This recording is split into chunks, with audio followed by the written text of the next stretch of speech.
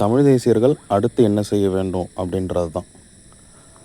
தமிழர்களுக்கு இடையே ஒரு ஒற்றுமை, சிந்தனை ஒற்றுமை, மனதளவில் ஒற்றுமை, உயிரளவில் ஒற்றுமை வந்தால் தான் முழுக்க முழுக்க தமிழர்கள் நிறைந்த தமிழரோட ஆட்சி வந்து அமைக்க முடியும். அப்போ தமிழர்கள் இதுக்கப்புறம் என்ன செய்யணும்னா, சக தமிழர்களோட பழக தொடங்கணும். உங்கள் வீட்டில் அருகாமையில் இருக்கிறவங்களோ, இல்லை உங்கள் தெருவில் இருக்கிறவங்களையோ, இல்லை உங்கள் பகுதியில் இருக்கிறவங்களையோ, யாருக்கு கூட பழகும்போது உங்களுக்கு பிரச்சனை இருக்காது, சிக்கல் இருக்காது, உங்களுக்கு மனதளவில் வந்து சோர்வு வராது, சிந்தனை அளவில் தடை வராதுன்னு இருப்பாங்கள்ல, அந்த தமிழர்களாக தேடி தேடி நீங்கள் பழகத் தொடங்கணும். நானும் பழகத் தொடங்கணும், அனைவரும் பழகத் தொடங்கணும். இரண்டாவது, ஒவ்வொரு ஊரிலும் இருக்கிற பிரச்சனைகளை நாம் காணொளி வழியாக ஆவணப்படுத்தி, அது இணையதளம் மூலமாகவோ இல்லை வேறு எந்த வழியாகவோ நாம் தொடர்ச்சியாக பரப்ப தொடங்க வேண்டும். பொதுவாக நம்ம யார் கூட அதிகமாக பழகிறோமோ அவங்க கூட தான் நமக்கு உள்ளம் சார்ந்த ஒரு உறவு இருக்கும், சரிங்களா? அவங்க தான் நம்மளோட கருத்தில் ஒற்றுமைக்கு வருவாங்க. இல்லை நம்ம சொன்னாவாச்சு நம்ம சொல்கிறதுக்கு அவங்க வந்து துணை வந்து நிற்பாங்க. வாக்கெடுப்புக்கு தான் சொல்கிறேன். வாக்கெடுப்பு வழியாக வாக்கு எடுத்து தான் வெற்றி பெற்று தமிழ் தேசியம் அமைக்கணுன்றது ஒரு வழி தான். பல வழிகள் இருக்குது. போராட்ட வழியாகவுமே தமிழ் தேசியத்தை முழுசாக எடுக்க முடியும், சரியா? எதுவாக இருந்தாலும் அந்த ஒவ்வொருத்தருக்கும், ஒவ்வொரு தமிழருக்கும் அந்த உறவு பாலம்னு ஒன்று அமையணும். அப்போ தான் எங்கேயோ ஒரு மூலையில் இருக்கிற தமிழருக்கு ஒரு பிரச்சனைனா ஒருத்தராக கடத்தி உலகம் முழுக்க இருக்கிற தமிழர்களுக்கு கொண்டு போய் சேர்க்க முடியும். அப்போ அந்த உறவு பாலம் அமைக்க வேண்டிய தேவை உடனடி தேவை. எல்லாருமே பழக தொடங்குங்க. நீங்கள் என்றைக்காவது ஒரு நாள், 5 வருடத்துக்கு ஒரு நாள் நீங்கள் போயிட்டு அரசியல் மாற்றத்துக்கு வாங்கன்னா எப்படி வருவாங்க? ஏகப்பட்ட பேர் வரமாட்டாங்க. ஆனால் இதுவே நம்ம அவங்க கூட தினம் தினம் பழகி, இல்லை வாரத்துக்கு ஒரு வாட்டி, இல்லை மாதத்துக்கு ஒரு வாட்டி பேசி பேசி பழகி, இந்த 5 ஆண்டுகள் பழகி அவங்களோட இன்பம் துன்பங்களில் கூட இருந்து, நம்மளோட இன்பம் துன்பங்களில் அவங்க கூட இருந்து, இப்படி ஒரு உறவு பாலம், இப்படி ஒரு உறவு இருந்தால் தான் அவர்கள் நாளைக்கு என்னவாக இருந்தாலும் நமக்கு துணை நிற்பாங்க, நம்ம அவங்களுக்கு துணை நிற்கவும் முடியும்.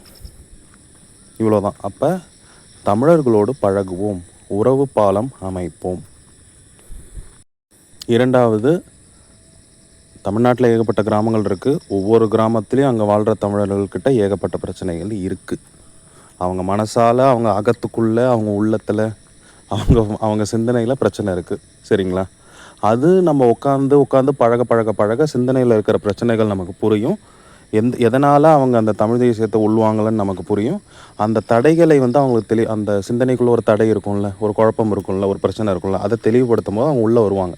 இது வந்து நீங்கள் தினம் பழக தான் உங்களை நம்பி அவங்க சொல்லுவாங்க. 5 வருடத்துக்கு ஒரு வாட்டி நீங்கள் போய் பார்க்கும்போது அவங்க உங்ககிட்ட அதை சொல்ல மாட்டாங்க.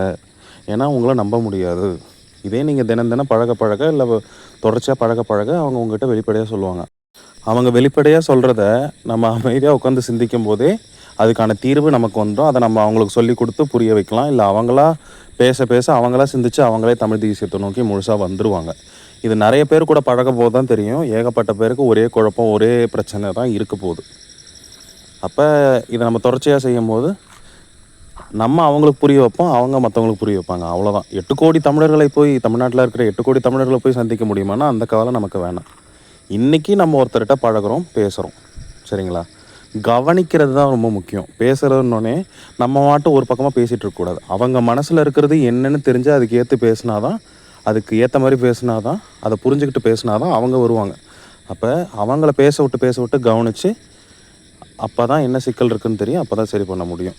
இப்போ நம்ம என்ன பண்ணணுன்னா, ஒவ்வொரு ஊரில் இருக்கிற குடிநீர் பிரச்சனை, உணவு சார்ந்த பிரச்சனை, வீடு சார்ந்து இருக்கிற பிரச்சனை, சாலை பிரச்சனை, கல்வி நிலையங்கள் சார்ந்து இருக்கிற பிரச்சனை, இது அல்லாமல் பிற அடிப்படை தேவைகளில் இருக்கிற பிரச்சனையை நம்ம இணையதளத்தில் தொடர்ச்சியாக பரப்பி விடணும். இது வழியாக எல்லா தமிழர்களுக்கும் இந்த பிரச்சனை இருக்குன்றது எல்லாருக்குமே போய் சேரும். ஆட்சியாளர்களுக்கு ஒரு அழுத்தம் கொடுக்கப்படும். எல்லா இடத்துலையும் இதே பிரச்சனை தான் இருக்குதுன்னு தெரியும் போது இந்த அழுத்தம் இன்னும் அதிகமாக போய் ஆட்சியாளர் மேலே விழும். இன்னும் அவங்க அதை சரி செய்யணும், இல்லைன்னா அவங்க சரி செய்யாமல் போகணும். ஆனால் எல்லா இடத்துலையும் பிரச்சனை இருக்குதுன்னு தெரியும் போது மக்கள் ஒன்றிணைவார்கள், போராட்டம் எடுக்க ஒன்றிணைவார்கள், இல்லை ஆட்சியை மாற்ற ஒன்றிணைவார்கள். அதனால் அடுத்த 5 வருடம் இதை தான் நம்ம பண்ணணும். தமிழர்கள் அனைவரும் தமிழர்களோடு பழகுவோம். அவர்களுக்கு இருக்கும் பிரச்சனையை உலகம் முழுக்க இருக்கிற தமிழர்கள்கிட்ட கொண்டு சேர்ப்போம். நன்றி.